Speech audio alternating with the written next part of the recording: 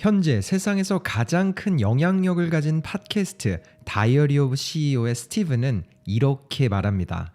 지금껏 나눠온 400편이 넘는 에피소드 중 이번에 나눌 인사이트는 가장 중요한 것이자 세상 95%의 사람들의 성장과 성공을 막는 가장 큰 장애물을 이기는 방법입니다. 또한 저 자신과 저희 팀의 두뇌를 완벽히 바꿔버린 방법과 인사이트이기도 하죠. 그리고 당신도 그녀의 말을 끝까지 듣는다면 과학적으로 도파민과 두뇌를 정복하게 될 겁니다. 이렇게 말한 스티븐 바틀렛.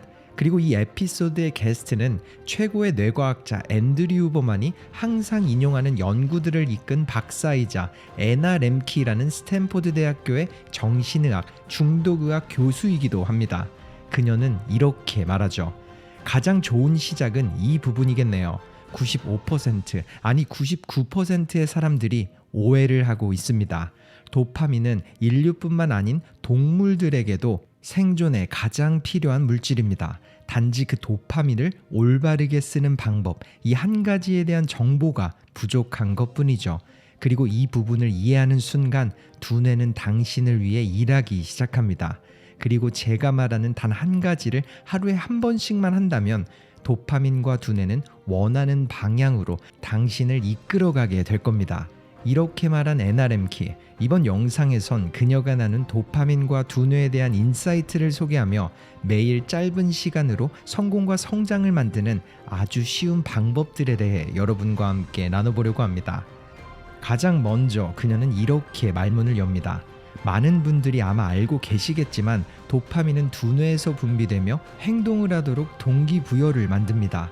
이 부분을 쉽게 설명했던 한 가지 연구 결과를 인용하자면 도파민 수용체를 제거한 실험 쥐는 입에 가져다 댄 치즈는 먹었지만 자신의 몸 길이만큼의 거리인 약 10cm의 거리 앞에 치즈를 뒀을 때는 그 치즈를 먹으려 하지 않았고 끝내 굶어 죽기를 선택하고 말았습니다. 쉽게 말해 도파민이 없다면 우리는 행동 자체를 하지 않게 되고 머지않아 그 자리에서 죽게 될 수도 있습니다. 이 부분을 다르게 설명하자면 우리가 원하는 것을 가지도록 만드는 행동의 시작이 바로 도파민이라는 거죠. 그렇기에 올바른 도파민 사용법과 도파민이 남용되었을 때의 결과를 아는 것만으로도 현 시대에 사는 사람들은 말도 안 될 정도로 큰 이점을 가지고 앞서가게 됩니다. 그리고 도파민 중독이라는 건 존재하지 않아요. 도파민은 좋은 것도 나쁜 것도 아닙니다. 그저 우리에게 특정 행동을 해야 할지 혹은 하지 말아야 할지를 지시하죠. 생존에 연관이 있다거나 혹은 일종의 보상을 가져온다면 도파민은 그 행동을 하도록 만드는 동기부여를 가져오는 것뿐입니다. 애나가 말한 이 부분을 스티븐은 이해하기 쉽도록 저울이라고 설명했습니다. 한쪽에는 고통과 다른 쪽에는 만족, 이 사이에서 우리는 항상 저울질을 하고 있습니다. 한쪽의 무게가 치우쳐지면 다른 한쪽은 가벼워지기 때문이죠. 지루함과 심심함, 우울함, 그리고 스트레스까지 이 외에도 다양한 고통을 느낀 우리는 그 반대편에 있는 보상을 즉각적으로 채우기 위해 우리의 몸과 두뇌에 해가 되는 음주, 흡연, 게임 혹은 음란물에 손을 댑니다. 즉 모든 행동과 움직임 사이에는 도파민의 간섭이 있기 때문에 아주 작은 행동과 움직임까지 도파민이 우리를 움직이고 있었던 거죠. 그리고 현 시대에 만들어진 테크놀로지는 그런 도파민 체계를 무너뜨리고 있습니다. 애나 렘키는 이렇게 설명합니다. 예전의 인류와는 달리 현 시대 인류는 손가락을 움직이는 것만으로도 원하는 것을 얻을 수 있게 됐습니다. 스마트폰과 컴퓨터의 발전 때문에 예전에는 몸을 움직이며 행동을 해야 했던 부분이 완벽하게 대체되어 버렸죠. 그리고 도파민과 두뇌 체계는 이 부분에 대해 큰 혼동을 하고 있습니다. 인류가 진화한 것과 정반대로 나아가고 있으니까요. 이제 몸을 움직여 힘들게 얻는 것보다 손가락을 넘기며 얻는 보상이 더 커졌어요. 이처럼 도파민 중독에 빠진 줄 알았던 우리는 사실 고통에서 멀어지기 위해서 즉각적인 보상을 선택한 것일 뿐이고 그 매개체가 문제가 되었던 겁니다. 왜냐하면 그 보상을 얻는 방법은 손가락에 클릭 몇 번 혹은 잔에 채워진 한 잔의 술 혹은 담배가 되어가며 너무나도 쉬워졌기 때문이죠. 즉 도파민이 문제가 아니라 우리가 하는 반응과 방법이 자신을 목표와 더 멀어지게 혹은 끊임없는 중독으로 몰아넣고 있는 겁니다. 그리고 결과적으로 피하려고 했던 고통은 점점 더 커져가는 거죠. 하지만 내가 고통을 대체하기 위해서 도파민을 채우기 위해서 하는 행동이 좋은지 나쁜지 아는 것은 쉽지 않습니다. 애나는 자신의 경험을 이렇게 말했죠. 저는 사실 음란소설 중독자였습니다. 쉬는 시간 혹은 1초라도 시간이 남으면 이북 리더기 속 소설을 보곤 했죠. 중독 치료를 하고 연구를 하는 저조차도 제가 중독에 빠졌는지 알기까지는 꽤나 오랜 시간이 걸렸습니다. 그리고 자신에게 몇 가지 질문과 과학적인 계획으로 중독에서 벗어났을 때 제 삶에 다시 빛이 들어오는 걸 느꼈어요. 주변에 다른 것들이 보이기 시작했고 다시 성장하며 행복을 느끼기 시작했습니다. 그리고 가장 좋은 시작이자 성공과 성장을 위해 매일 할 수 있는 단 한 가지 행동은 너무도 쉽습니다. 한 가지 어려운 일을 하는 거죠. 모든 것이 쉬워진 현 시대, 우리는 귀찮은 일 혹은 내가 하기 싫어하는 일, 이런 일들을 의도적으로 해나가야 합니다. 쉽게 말해 우리가 나도 모르게 하는 음란물, 음주, 흡연 그리고 게임 등이 보상이란 저울에 무게를 더해갈 때 일부러 힘든 일을 함으로 고통의 무게를 더해 알맞은 균형을 맞추며 나아가야 합니다. 그리고 정말 놀라운 사실 중 하나는 우리가 하기 싫은 운동을 하거나 미뤄온 어려운 행동들을 해나갈 때 고통의 저울에만 무게가 실리는 게 아니라 보상의 저울에도 동시에 무게가 실린다는 거예요. 왜냐하면 우리의 두뇌는 어려운 행동 혹은 운동을 할 때도 일정 시간이 유지되면 엄청난 도파민을 분비하거든요. 특히나 운동은 중반부가 지나고 후반부가 되며 도파민이 급격히 올라가고 올라간 도파민 베이스 레벨은 운동이 끝난 후에도 몇 시간 동안 유지됩니다. 즉 30분 혹은 1시간의 운동이 우리의 도파민 베이스라인을 올리며 4-5시간 동안 중독에 빠지거나 즉각적인 보상을 덜 원하게 됩니다. 그녀의 말처럼 이런 격언도 있습니다. 세상에서 가장 무거운 무게는 헬스장 입구에 문을 미는 것이다. 이처럼 우리는 항상 작은 투자로 큰 효과를 기대하기 때문에 어려운 행동이 포함된 운동을 통해서 도파민 혹은 중독을 고치려 하지 않습니다. 하지만 쉽고 급격하게 올라간 도파민은 금방 그 베이스라인이 낮아지면서 우리는 그 행동을 또다시 원하게 되겠죠. 하지만 운동은 처음 시작은 어렵지만 꾸준히 유지되는 도파민 레벨 덕분에 오히려 우리가 쏟는 30분 혹은 1시간에 비해 훨씬 더 큰 효과 그리고 이점들을 가져옵니다.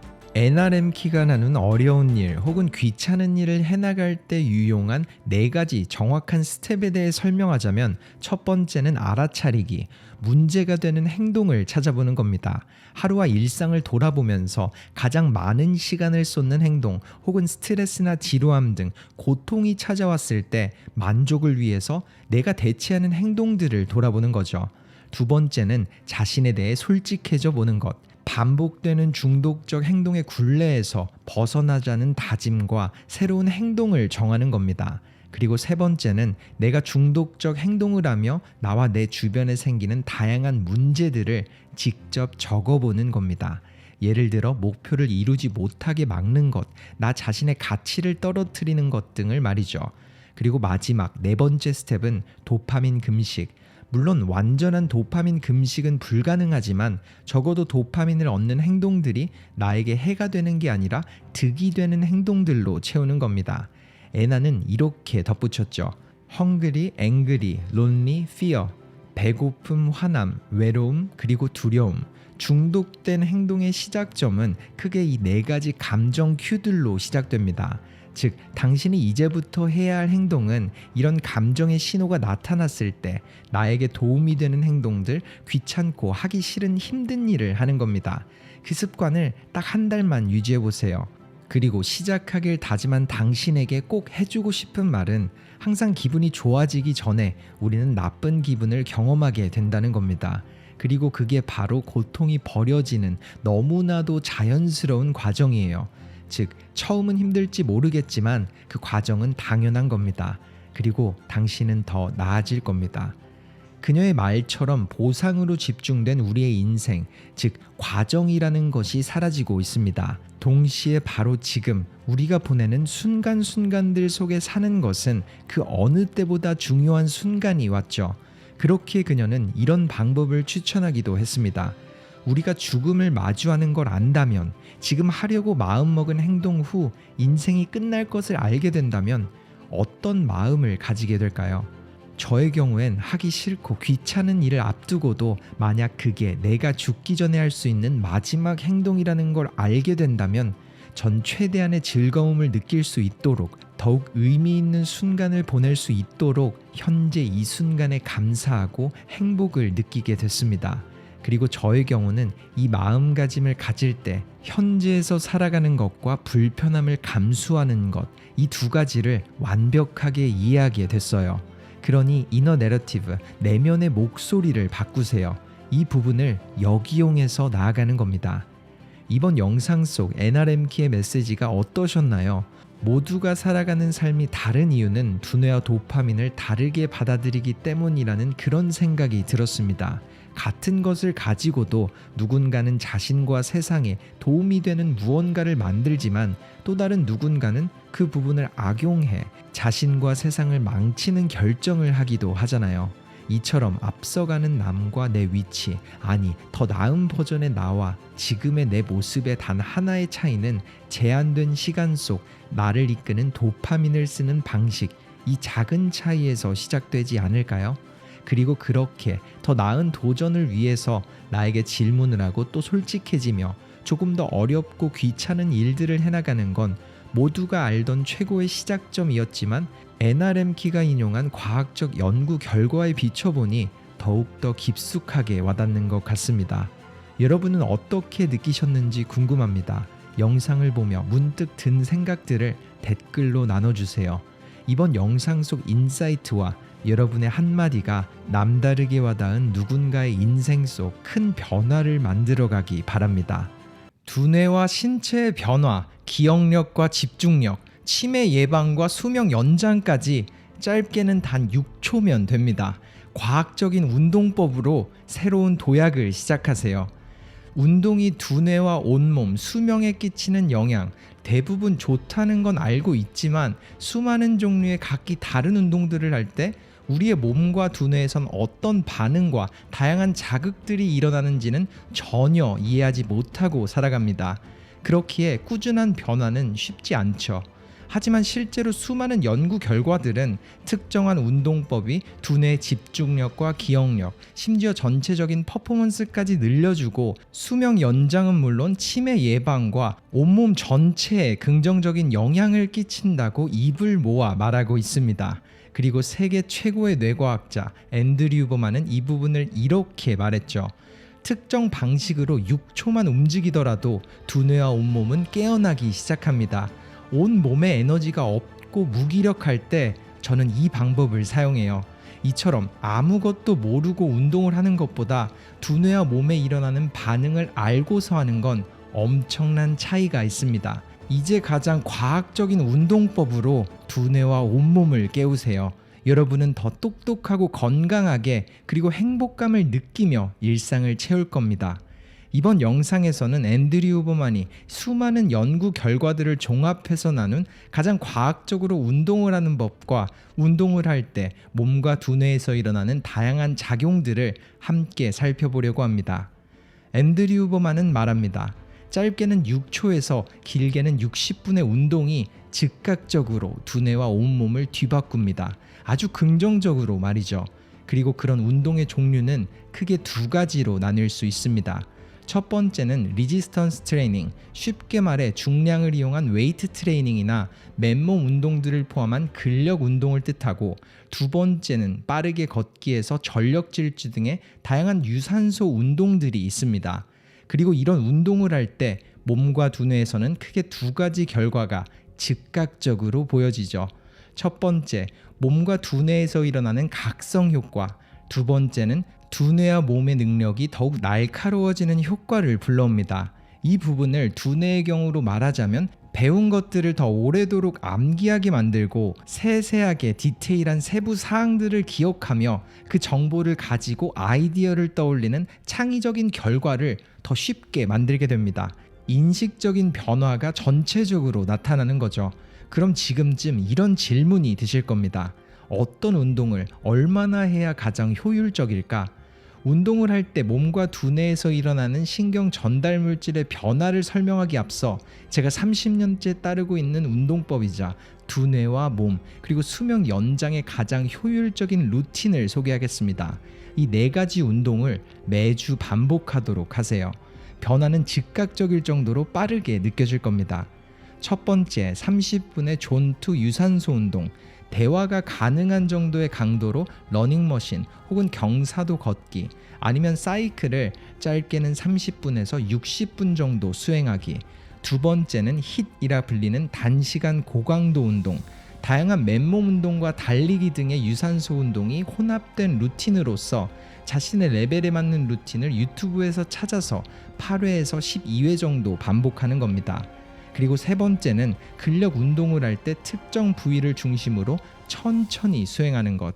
예를 들어 스쿼트를 한다면 천천히 앉고 일어나면서 허벅지와 엉덩이 근육의 움직임을 느껴보는 겁니다. 근력 운동 시에는 적당한 중량으로 50분간 진행해 보세요. 그리고 마지막은 점프가 포함된 줄넘기나 박스 점프 등의 운동. 이 운동은 영상의 후반부에 설명하겠지만 오스테오칼신이라는 단백질 호르몬을 형성하며 해마에 긍정적인 자극을 전달해 기억력 향상에 너무나도 큰 도움이 됩니다. 이런 루틴을 시작하면 효과는 바로 찾아올 겁니다. 하지만 반대로 10일 이상 운동을 하지 않는다면 두뇌에 공급되는 산소량이 급격히 적어지며 두뇌와 몸의 효율이 떨어지기 시작합니다.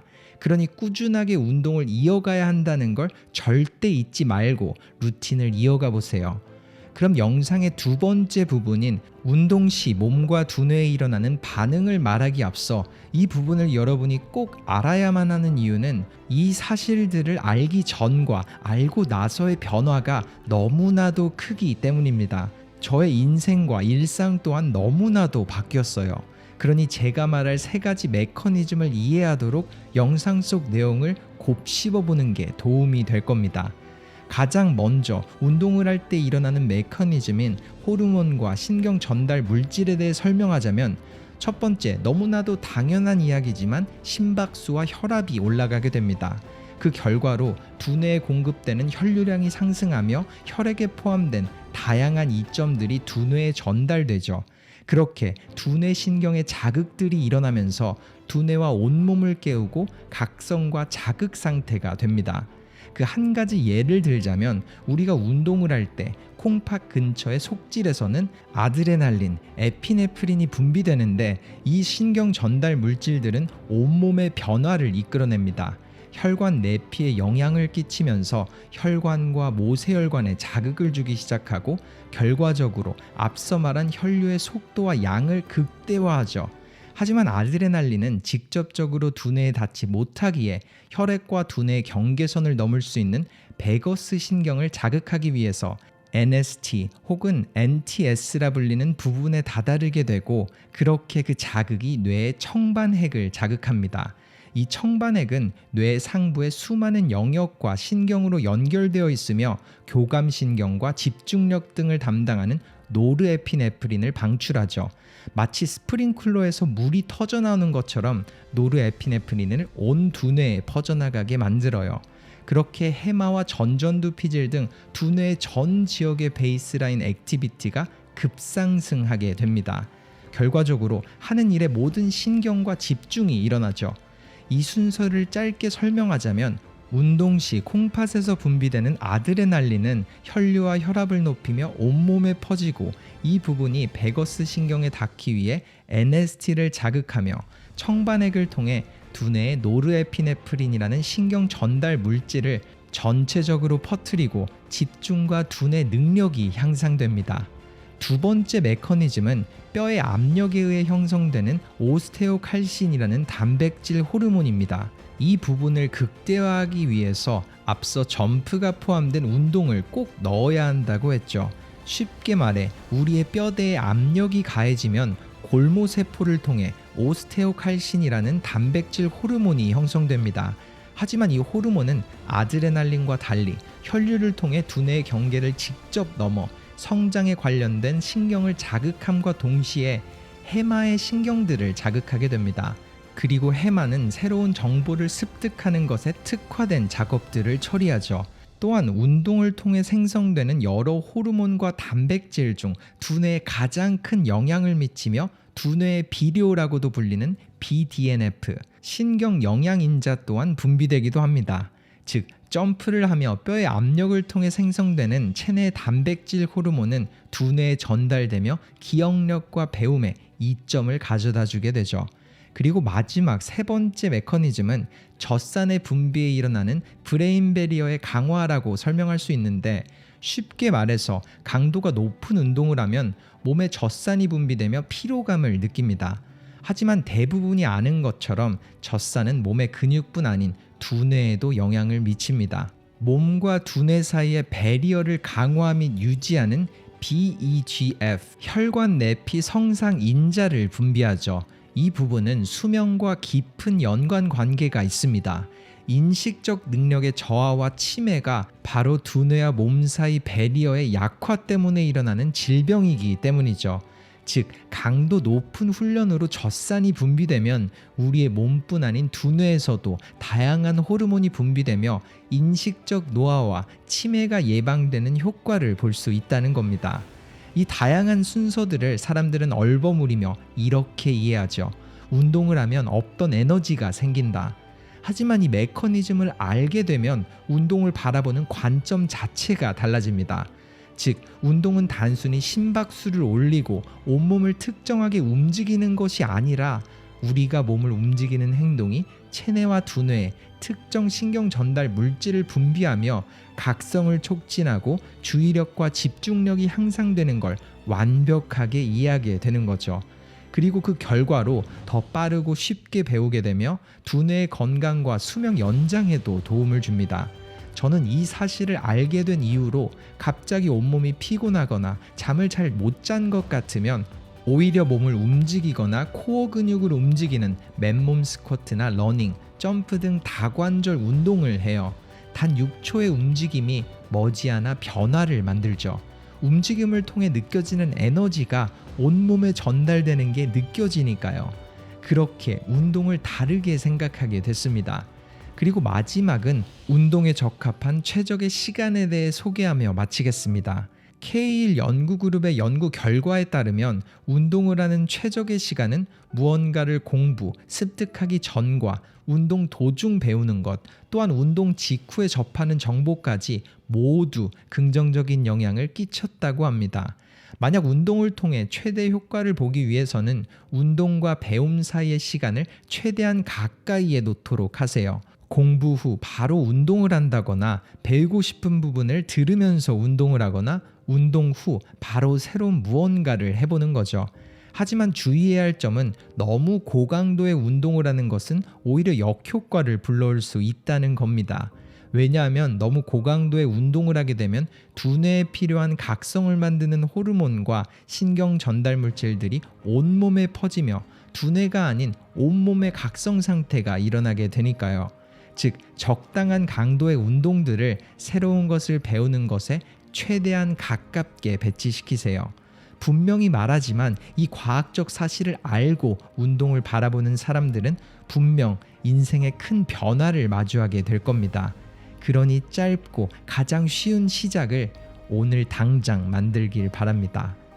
이번 영상 속 앤드류 후버만의 메시지가 어떠셨나요? 짧게 요약하자면 운동은 우리의 몸과 두뇌에 놀라울 정도의 긍정적 영향을 끼칩니다.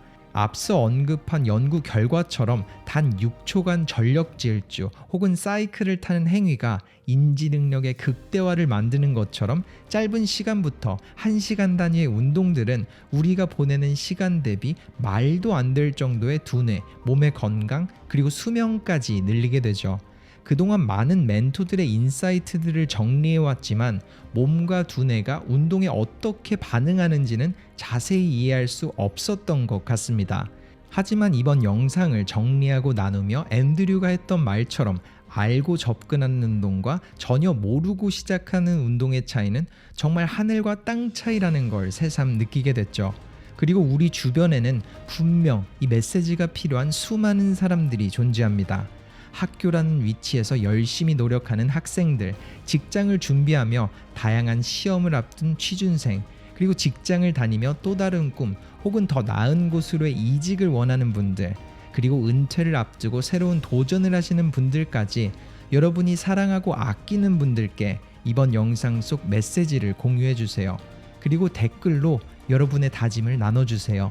이번 영상이 몸과 두뇌뿐 아니라 새로운 매일을 깨울 여러분의 습관의 시작이 되어 더 나은 미래를 만들어가길 바랍니다. 여러분의 터닝포인트였습니다.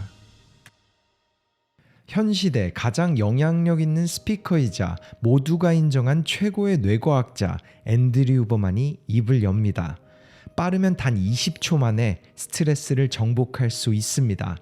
이처럼 만병의 근원인 스트레스, 많은 사람들은 피할 수 없는 스트레스에 육체적, 정신적인 고통을 받곤 합니다. 그럼 스트레스는 과연 뭘까요? 앤드류는 이렇게 말했죠. 스트레스는 개인의 내면 경험과 외부에서 느끼고 있는 경험이 얼마나 같거나 다른지에 의해 결정됩니다. 예를 들어 내면과 외부의 경험이 동일하다면 우리는 스트레스가 아닌 안도와 행복을, 만약 내면과 외부의 경험이 전혀 다르다면 우리는 특정 감정을 느끼게 되고 모두는 그 부분을 스트레스라고 부르는 겁니다. 그리고 우리의 몸은 그 두 격차를 좁히기 위해 다양한 물질들을 만들어내고 반사작용이 일어나죠. 이렇게 말한 앤드류 후버만, 이번 영상의 핵심은 두뇌 신경과학과 심리학을 이용한 몇 가지 간단한 연수법으로 스트레스 혹은 압박감이 오는 상황 속에서 더 나은 인생을 만들고 스트레스를 정복하는 방법입니다. 영상의 끝, 여러분은 스트레스를 벗어나 느끼지 못했던 최고의 효율을 얻게 되실 겁니다. 가장 먼저 앤드류 후버만은 스트레스의 정의와 그에 따른 반응에 대해 간단한 설명을 시작합니다. 스트레스라는 것은 다양한 이유로 인해 몸과 두뇌의 특정 시스템을 움직이게 만드는 일종의 신호와 같은 체내 작용을 뜻합니다. 즉, 무조건 생존을 위해서만 특화된 건 아니죠. 그래서 스트레스는 나쁜 것이 아니라 몸과 두뇌에 강력하게 뿌리내려 있는 생체적 메커니즘이라고 설명할 수 있습니다. 스트레스를 이용해 우리는 자신을 컨트롤하니까요.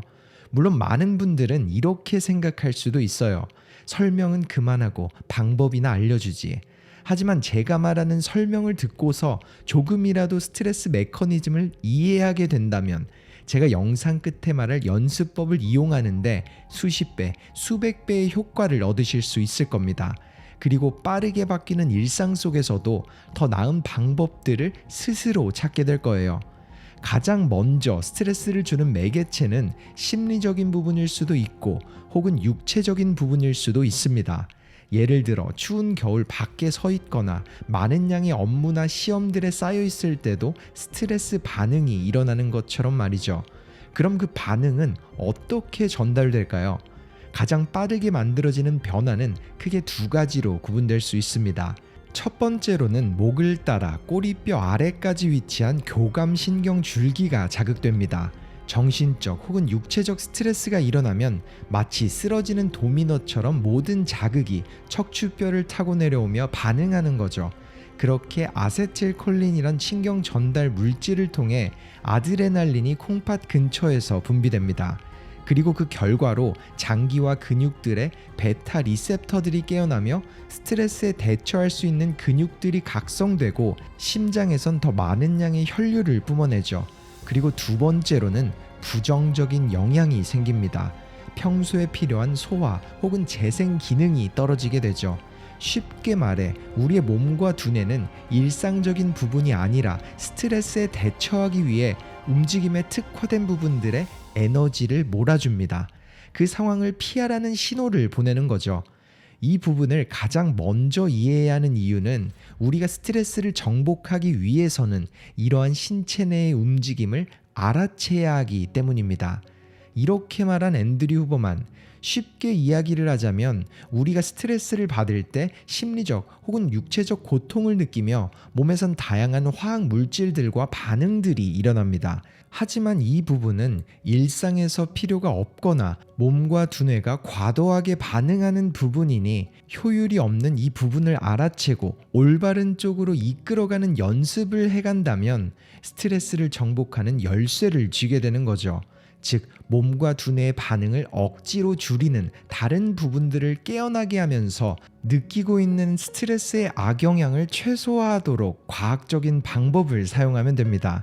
그는 그 방법을 이렇게 설명합니다. 가장 좋은 방법은 스트레스와 반대되는 몸과 두뇌의 반응을 이끌어내는 겁니다.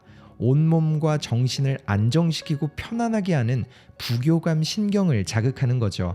제가 이 부분을 콕 집어서 말하는 이유는 우리의 부교감 신경은 얼굴의 다양한 근육과 눈 주위에 연결되어 있으면서 간단한 호흡법으로도 통제될 수 있기 때문입니다. 그리고 저는 부교감 신경을 활성화하기 위해 생리학적 호흡법을 추천합니다. 이 부분은 의과대학의 교본에도 쓰여 있는데 쉽게 말해 횡격막의 팽창과 폐를 이용하는 큰 숨으로 몸과 두뇌에 안정을 가져다주는 방법이죠. 그럼 이 부분을 스트레스가 일어났다고 가정하자면 가장 먼저 교감 신경줄기가 자극되며 그에 따른 반응으로 호흡과 심박수가 올라가 온몸의 혈류량이 급격하게 늘어납니다. 그렇게 움직임에 특화된 근육과 장기들의 모든 에너지가 몰려가게 되겠죠.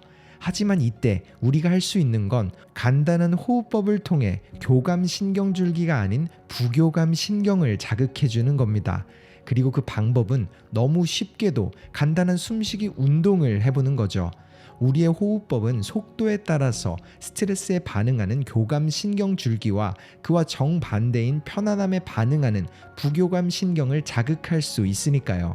그리고 심박을 조율하는 부분은 심장의 오른쪽에 위치한 굴심방 결절이라 불리며 두뇌에 심박수를 올리거나 내리라는 신호를 보냅니다. 쉽게 말해 우리가 들숨을 크게 쉬면 횡격막이 아래로 내려가면서 넓어진 공간에 심장이 팽창하게 되고 몰려있던 피가 온몸으로 퍼지는 속도가 느려집니다. 그래서 심방결절은 두뇌에 이런 신호를 보내죠. 혈류의 속도가 느려졌으니 빠르게 올려야 해. 네, 맞습니다. 이 경우가 스트레스를 받았을 때예요. 그러니 우리는 반대로 숨을 쉬면 됩니다. 들숨보다 날숨을 더 크고 강하게 쉬면 횡격막이 위쪽으로 수축되며 심장이 작아지고 두뇌엔 이런 신호가 가게 될 테니까요. 지금 혈류가 너무 빠르니까 속도를 좀 늦춰야겠다. 그렇게 우리의 몸은 날숨이 길거나 들숨보다 더 커질 때 안정과 여유를 가지게 됩니다. 그러니 스트레스가 찾아오면 들숨을 짧고 강하게 2번, 그리고 날숨을 아주 길게 뱉어보세요. 넓어졌던 횡격막 신경은 강하게 수축되며 빠른 시간 내에 호흡이 돌아오는 걸 느낄 겁니다. 단 20초면 심박수가 변하며 스트레스 반응이 바뀝니다. 사실 모두는 이 방법을 하고 있었어요. 큰 울음이 터지고 나서 안정을 찾아갈 때 호흡하던 방식을 생각해보면 기억이 나실 겁니다. 스트레스를 받을 때 가장 먼저 올라가는 심박수를 호흡을 통해 고의적으로 내리며 스트레스의 전기 증상을 상쇄하는 가장 쉽지만 과학적인 앤드류의 방법. 다른 것들은 통제하기가 어렵지만 가로막 신경이라고도 불리는 횡격막 신경은 얼마든지 언제든지 생각대로 통제가 가능하니까 너무나도 좋은 시작점이 될 겁니다. 하지만 그의 조언은 여기서 멈추지 않습니다. 몇몇의 경우에는 스트레스를 만드는 요소들이 잠시가 아닌 오래도록 남는 경우가 있습니다. 며칠이 될 수도 있고 몇 주나 몇 달이 될 수도 있죠. 이처럼 꽤나 긴 시간을 가지고 나타나는 스트레스는 단순히 호흡을 통해 통제하는 것이 아니라 스트레스를 견디는 역치를 올려야 합니다. 그리고 그 부분을 훈련하기 위해서 너무나도 간단한 몇 가지 방법이 있죠. 이 방법들의 핵심은 간단합니다. 우리의 몸에서 아드레날린이 터져나오는 상황 속 안정감을 찾는 훈련을 하는 거죠. 가장 쉬운 예로는 찬물 샤워나 얼음물에 들어가기, 아니면 전력 질주 달리기나 사이클 등 억지로 심박수를 최대치로 올린 상태에서 호흡을 가다듬는 훈련을 하면 됩니다. 몸은 각성 상태가 되어버렸을 때 마인드에 집중해서 안정을 찾아보는 거예요. 그리고 더욱더 큰 효과를 위해서는 시선을 역이용해 보세요. 왜냐하면 우리가 스트레스를 받을 때 동공은 축소되며 시야가 좁아지게 됩니다. 그렇게 눈앞에 혹은 목표에 집중하게 되죠. 하지만 이때 의도적으로 전체적인 시야 혹은 넓은 수평선이나 지평선을 보게 된다면 좁혀졌던 동공과 시야가 서서히 풀리며 우리의 몸은 더욱더 빠르고 효과적으로 안정된 상태를 만들게 될 겁니다. 그러니 운동으로 최대한의 심박수를 만들거나 추위에 노출되어 아드레날린이 터져나올 때 호흡은 느리게 그리고 시야를 넓게 보며 최대한 빠르게 안정감을 찾아보세요. 매주 한 번씩 이런 연습을 할 때 당신이 견딜 수 있는 스트레스의 임계점은 점차 높아지기 시작하고 스트레스를 받았을 때의 상태에 점차 편안함을 느끼기 시작할 겁니다. 이제 이 간단한 방법들을 통해서 스트레스의 정복을 시작하세요. 물론 그는 이런 말을 덧붙이기도 했습니다. 스트레스 후 나타나는 몸의 반응들이 사실 나쁜 것만은 아니라는 걸 말이죠. 스트레스를 통해서 들어오는 박테리아 혹은 바이러스성 질병들과 싸우는 다양한 면역 체계를 만들기도 하고 때로는 고도의 집중력과 몰입을 불러오기에 이 부분을 긍정적으로 이용할 수도 있죠. 하지만 지속적이거나 과도한 스트레스는 너무나도 해로운 결과를 불러옵니다.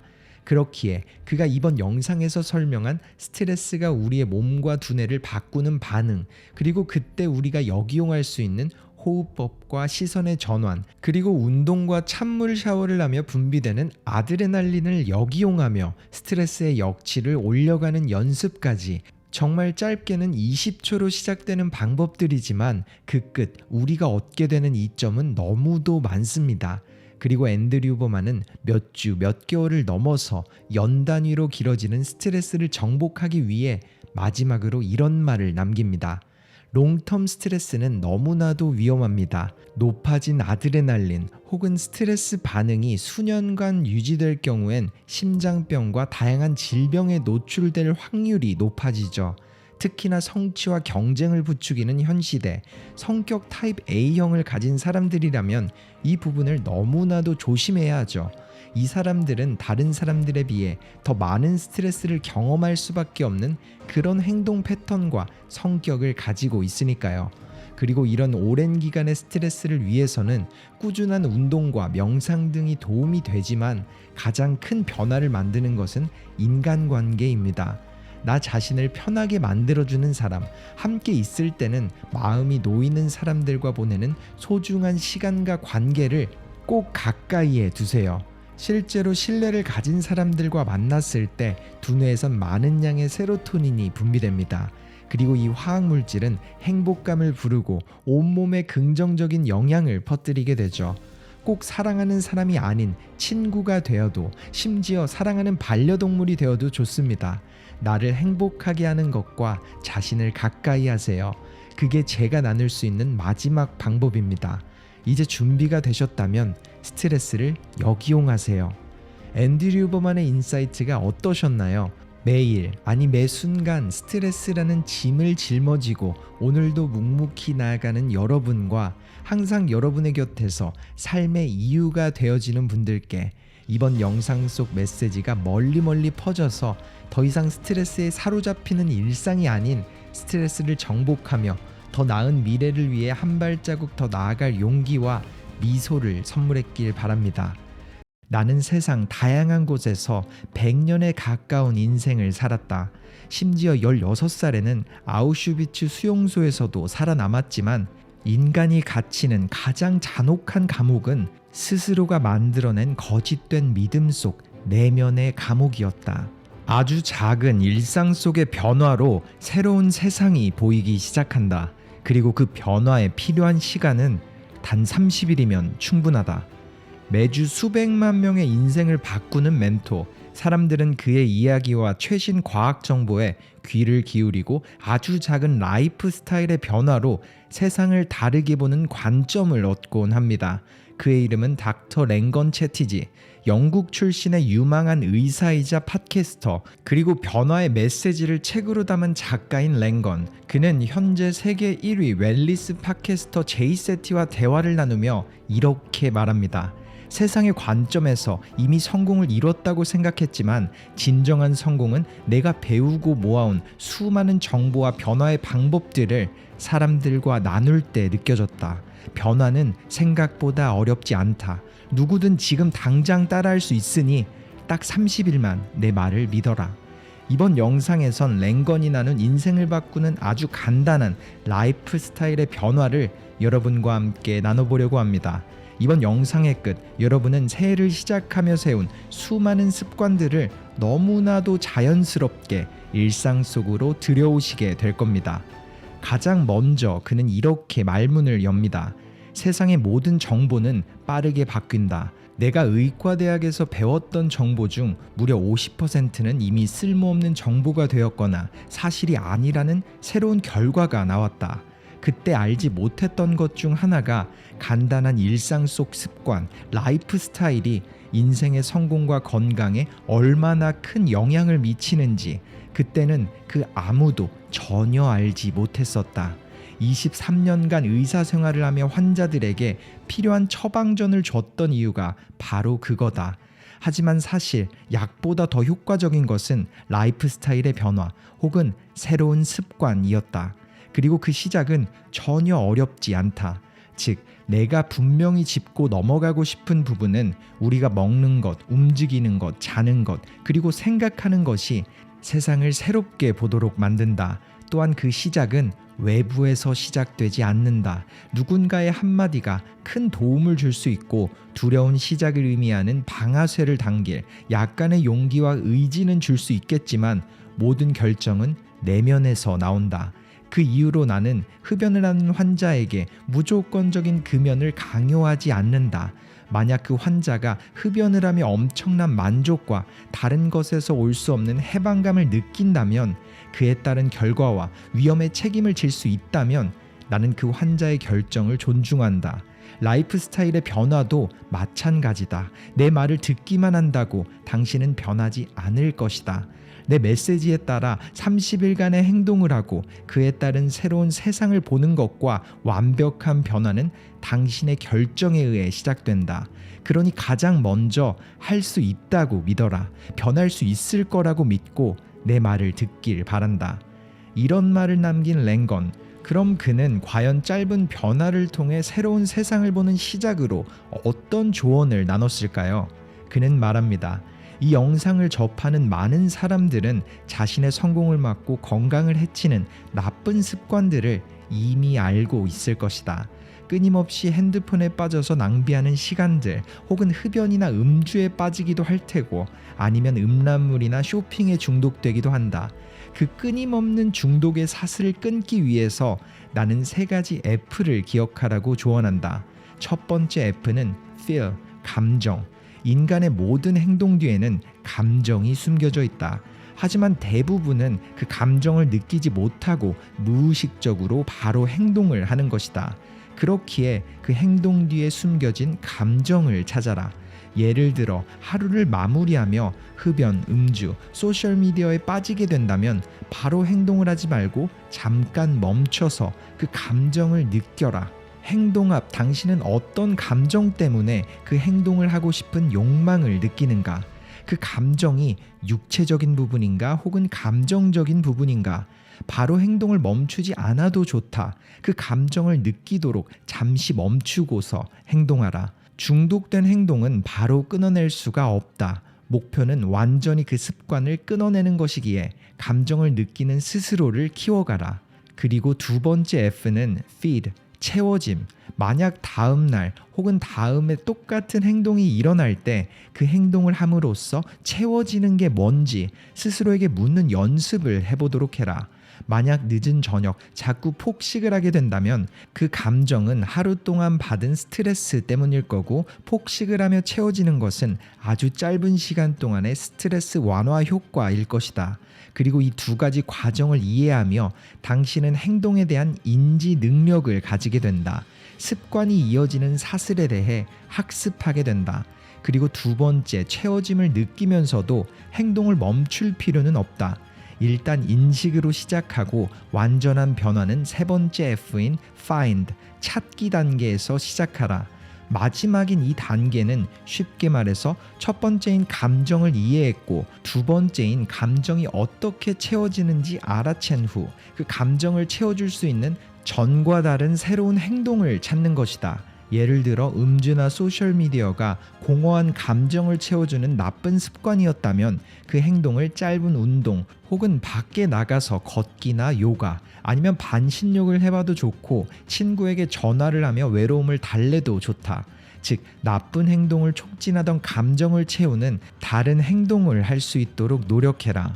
랭건이 말한 세 가지 F, 실제로 수많은 뇌과학 연구에서 증명된 사실은 더 깊은 중독에 빠진 사람일수록 미래를 바라볼 수 있는 기간이 짧아진다는 것입니다. 일반적으로 건강한 두뇌를 가진 사람들은 몇 년 후에 미래를 바라보며 살아가지만 심한 중독에 빠진 사람들은 최대 4일 앞의 미래만 볼 수 있다고 해요. 그렇기에 일시적 만족을 위해 수많은 미래의 시간들을 희생하게 되죠. 즉 행동 뒤에 숨겨진 감정을 이해하지 못하면 변화는 일시적일 수밖에 없습니다. 그렇기에 그는 감정과 그 감정을 채우는 행동, 마지막으로 그 행동을 대체하는 방안을 마련해 매일 조금씩 의미 있는 미래를 보라고 말하는 것이죠. 그리고 심지어 이렇게 덧붙였습니다. 이 세 가지 F는 환자를 위해 만든 것이 아닌 나 자신을 위해 만든 연습법이기도 했다. 나는 이 습관을 일상에 들여오는 걸 시작으로 세상을 다르게 볼 수 있는 관점을 가질 수 있었다. 그리고 만약 당신이 이 연습을 시작한다면 반드시 이 두 가지를 기억하라. 나쁜 습관을 해나가는 자신을 보며 당신이 반드시 느껴야 하는 것은 그 행동이 곧 미래의 당신이 되어버린다는 것이다. 나쁜 습관은 계속해서 존재하지 않는다. 나쁜 습관은 머지않아 그 사람의 존재 자체가 되어버린다. 그 행동이 스스로를 자랑스럽게 생각하도록 만들지 않는다면 당신의 미래 또한 부끄러운 존재가 되어버릴 것이다. 그리고 당신이 알아야 할 또 다른 부분은 인간의 모든 행동에는 에너지가 필요하며 그 에너지의 근원은 두 가지, 긍정적 사랑과 부정적 두려움이라는 것이다. 누군가 자기 자신이 부족하다고 생각하며 두려움에 의해서 행동을 이어가고 또 다른 사람은 자기 자신을 존중하며 더 나은 내일을 위해 똑같은 행동을 한다.